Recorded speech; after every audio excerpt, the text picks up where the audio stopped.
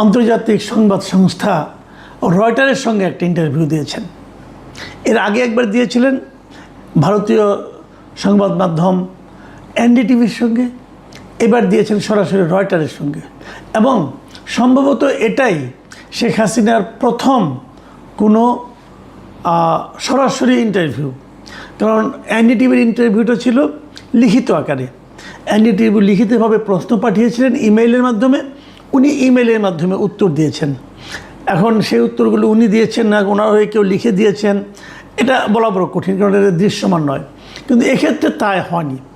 এক্ষেত্রে রয়টার্সের আপনার ইন্ডিয়াতে তাদের যে রাজনীতির বিষয়ক যে editor mister Krishna N Das, খুব বড় একজন সাংবাদিক এবং উনি বাংলাদেশ সম্পর্কেও বেশ অভিজ্ঞ। বাংলাদেশে এর আগে 2018 সালে আমাদের রোহিঙ্গা ক্রাইসিস নিয়ে উনি রিপোর্ট করেছেন এবং বাংলাদেশ ব্যাংকের যে টাকা ডলার রিজার্ভ লুট হয়েছিল, চুরি হয়েছে, সেটা নিয়েও ওনার গুরুত্বপূর্ণ রিপোর্ট ছিল। এই কৃষ্ণা এন দাস ওনার সঙ্গে সরাসরি টেলিফোনে কথা বলেছেন বৃহস্পতিবার রাত থেকে শুরু করে শুক্রবার পর্যন্ত, মানে সম্ভবত বৃহস্পতিবার রাত 12টার আগে পাচ্ছে হবে, এরকম 5-10 মিনিট আগে, যেটা নাকি শুক্রবার পর্যন্ত যে ঠেকেছিল। প্রায় 1 ঘন্টারও বেশি সময়ের একটা ইন্টারভিউ টেলিফোনে শেখ হাসিনার সঙ্গে ওনার হয়েছে। এবং সেই ইন্টারভিউয়ে শেখ হাসিনা এবার স্পষ্ট করেই বলেছেন যে উনি ডিসেম্বরের মধ্যে দেশে ফিরছেন। এবার একটু বাড়তি বলেছেন যে উনি একা ফিরছেন তা বলেননি, উনি বলেছেন ওনার দলের যারা সিনিয়র সহকর্মী আছেন, মানে কেন্দ্রীয় পর্যায়ে যারা নাকি সিনিয়র লিডার আছেন, তাদেরকে সঙ্গে নিয়ে উনি ফিরবেন এবং উনি ফিরবেন সারেন্ডার করার জন্য। মানে ওনাদের বিরুদ্ধে যে হুলিয়া আছে, গ্রেপ্তারি পরোয়ানা আছে, তারই প্রেক্ষিতে ওনারা নিজে থেকেই দেশে ফিরে আইনের হাতে নিজেদেরকে সোপর্দ করবেন। এটা কিন্তু একটা বড় ঘোষণা, মাথায় রাখবেন যে এর আগে কখনো এরকম হয়নি। এর আগে কখনো কোনো পলিটিক্যাল লিডার বলেনি যে আমি এভাবে দেশে ফিরতে চাই। মানে যারা এর আগে পালিয়ে গিয়েছিল বিভিন্নভাবে, নানাভাবে পালিয়ে গিয়েছিল অনেকেই, কিন্তু কেউ কিন্তু বলেনি আমি দেশে ফিরে আসতে চাই। এই প্রথমবার, আগে একবার শুনলাম শেখ হাসিনাই বলেছিলেন, এখন আবার শুনলাম এবার একটা আন্তর্জাতিক মিডিয়ার কাছে উনি বললেন যে উনি দেশে ফিরে যাবেন এবং সেটা ডিসেম্বরের মধ্যেই যাবেন। এখন যে উনি কিন্তু বলেছেন উনি আন্দোলন করবেন না, উনি বলেছেন উনি সারেন্ডার করবেন এবং আইনের অনুযায়ী চলবে।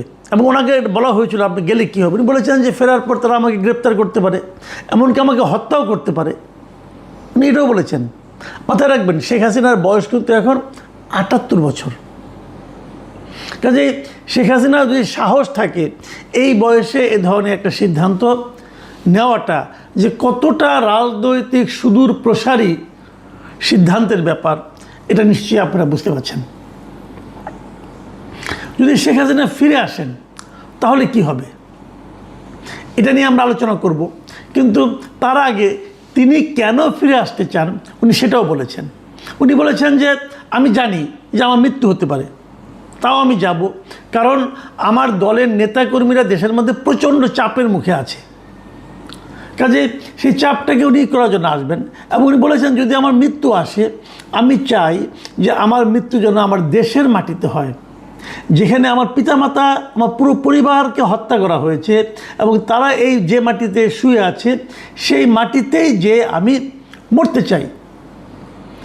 এবং উনি আরও বলেছেন যে উনি যে আসছেন, অনেকে এটা গত কয়েকদিন ধরে বলা বলি করছিল যে উনি যে আসছেন উনি কি বিদেশের অন্য কোনো দেশের কোনো শক্তির সঙ্গে, কোনো সরকারের সঙ্গে আলোচনা করে আসছেন, যেটা আমারও ধারণা ছিল যে উনি আসলে নিশ্চয়ই অন্য কারোর সঙ্গে আলাপ আলোচনা করে আসবেন।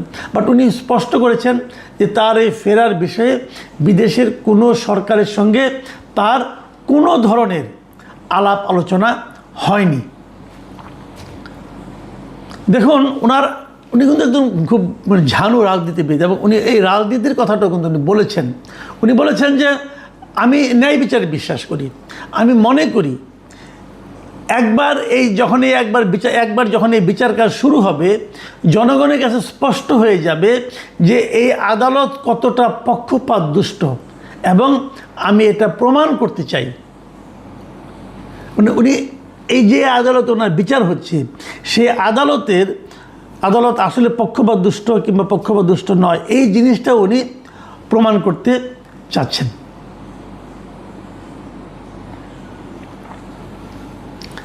ওনাকে জিজ্ঞাসা করা হয়েছিল যে আপনি যে পালিয়ে গেলেন কেন, আপনি যদি এখন ফিরতেই চাচ্ছেন তো তখন থাকলেন না কেন। উনি যেটা বলেছেন যে জবাবটা সেটা হলো আমি যে পালিয়ে গিয়েছিলাম তখন আমার জীবন আসলে হুমকির মুখে পড়ে গিয়েছিল, কারণ এই মব অথবা বিশাল একটা জনগোষ্ঠী অথবা ক্রাউড যাই বলেন না কেন সেটা তার বাসভবনের দিকে যাচ্ছিল, এই জন্য উনি পালিয়ে গিয়েছিলেন, এটা উনি স্বীকার করেছেন।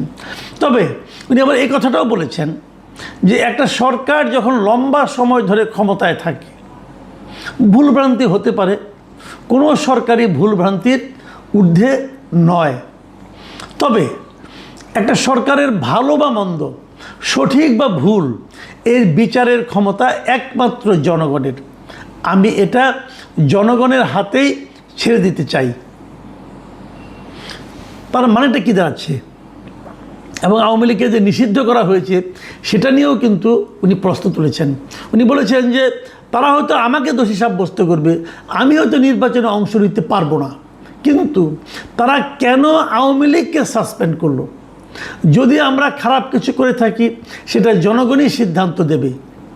দেখুন, আমার কাছে এই জায়গাটা খুব ইন্টারেস্টিং মনে হয়েছে যে আমি নিজেও বহুবার বলেছি, কিন্তু এই যে নির্বাহী আদেশের মাধ্যমে একটা রাজনৈতিক দলকে নিষিদ্ধ করা, এটা কিন্তু আওয়ামী লীগকে একটা এক্সট্রা মাইলেজ দিয়েছে।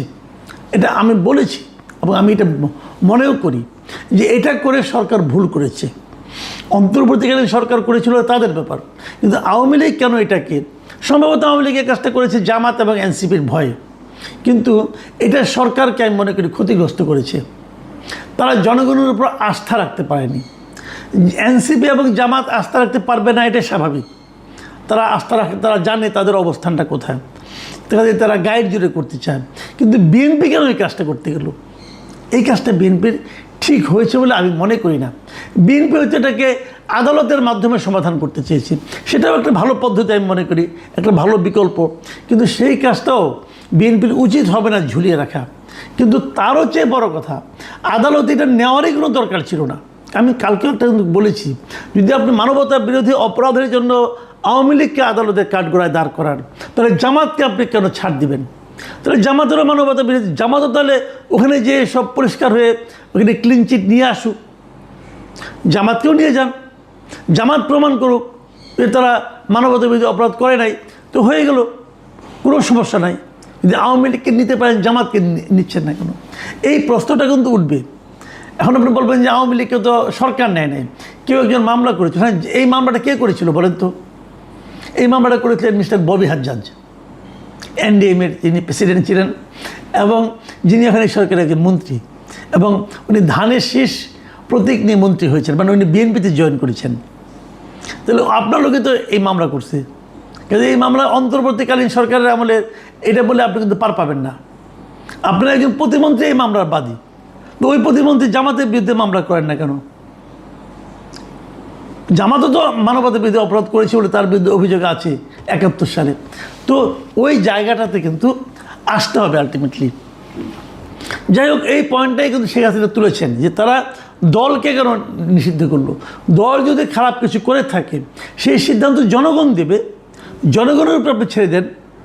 নির্বাচনে আওয়ামী লীগকে নির্বাচন করতে দিলে আওয়ামী লীগ কী করতো না করতে দিলে আমরা দেখতাম, কিন্তু সেই সুযোগটা কিন্তু জনগণকে সেই সিদ্ধান্ত নেওয়ার সুযোগটা দেওয়া হয়নি।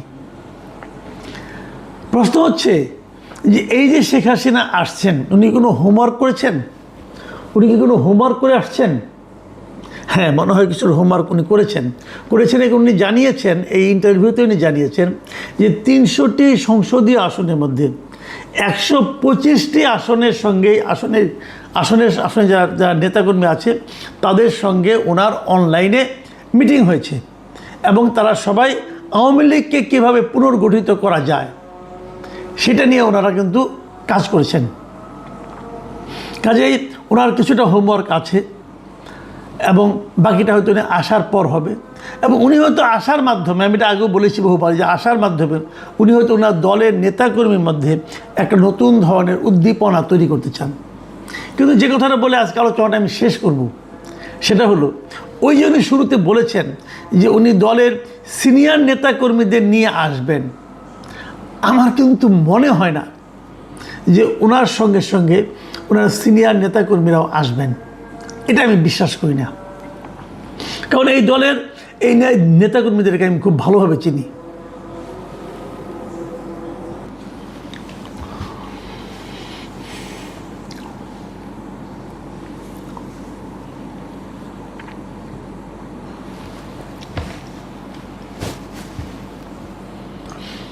পাশাপাশি আমি শেখ হাসিনাকেও চিনি, অনেক দিন ধরে এতে দেখছি। তো আমার বিবেচনায় শেখ হাসিনা খুবই বাংলাদেশের যত রাজনৈতিক নেতা নেত্রী আছেন তাদের মধ্যে উনি খুবই একজন সাহসী একজন মানুষ।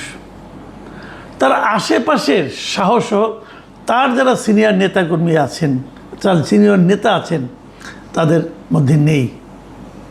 এবং আমার মনে হয় না উনি যখন আসবেন তার সঙ্গে ওবায়দুল কাদের অথবা জাহাঙ্গীর কবির নানক অথবা বাহাউদ্দিন নাসিম এদের মতো যারা নাকি জাতীয় নেতা এখন যারা ওখানে দাপিয়ে বেড়াচ্ছেন, অথবা আসাদুজ্জামান কামাল, এরা কেউ আসবেন বলে আমার কাছে মনে হয় না। কারণ এরা অনেকটা আরামপ্রিয় এবং তারা তো ওখানে ভালোই আছেন, টাকা পয়সা তো ভালোই বানিয়েছেন, সেগুলো নিয়ে আরামে আছেন। ওনারা জেলে কেন থাকতে যাবেন? জেলে থাকার মতো অতটা সাহস ওনাদের নাই, যে ওনারা কেউ আসবেন না, শেখ হাসিনাকে একাই আসতে হবে। তবে এটাও ঠিক, ওনারা এই যে সিনিয়র নেতা যাদেরকে শেখ হাসিনা খুবই গুরুত্ব দিয়ে থাকেন, ওনাদের মধ্যে যত কম লোক ওনার সঙ্গে আসবে তত শেখ হাসিনা এবং আওয়ামী লীগের জন্য ভালো হবে। কারণ এই দলটাকে যারা ডুবিয়েছে এবং 2024-এর যে বাস্তবতা, আওয়ামী লীগের যে জনপ্রিয়তা মানে একদম হিমাঙ্কেরও নিচে ছিল, তার পেছনে কিন্তু এই লোকগুলি কাজ করেছে। এই হাসান মাহমুদ, এই লোকগুলি কাজ করেছে, এই ওবায়দুল কাদের, এই লোকগুলি কাজ করেছে। কাজে এই লোকগুলি যত কম আসবে তত আওয়ামী লীগের জন্য ভালো হবে এবং শেখ হাসিনার জন্য ভালো হবে। শেখ হাসিনা বয়স হয়ে গেছে, তারপরে যখন উনি সাহস করেছেন যে উনি দলের জন্য নিজের জীবনকে ঝুঁকির মুখে নিতে চান, যদি উনি নিতে পারেন সেটা আমি মনে করি আওয়ামী লীগের জন্য ভালো হবে। কিন্তু পাশাপাশি এটাও মনে রাখতে হবে, আওয়ামী লীগ যখন আসবে, আওয়ামী লীগ যদি বারবার এখনও সেই ষড়যন্ত্র তত্ত্বের কথা প্রচার করতে থাকে, সেটা কিন্তু ভালো হবে না। এই যে ইন্টারভিউ শেখ হাসিনার যে মনোভাব আমি দেখলাম, যে অ্যাটিটিউড আমি লক্ষ্য করলাম, যে ভুল হতে পারে কিন্তু ভুলের বিচার জনগণের হাতে ছেড়ে দিতে চাই, এই অ্যাটিটিউডটা আমার কাছে মনে হয়েছে অধিকতর গ্রহণযোগ্য। বিচার জনগণই করবে, জনগণ বিচারে কখনো ভুল করে না। জনগণের কাছে দেন, জনগণ দেখবেন ঠিকই সিদ্ধান্ত দিয়ে দিবে। প্রিয় দর্শক, আমরা অপেক্ষায় থাকি।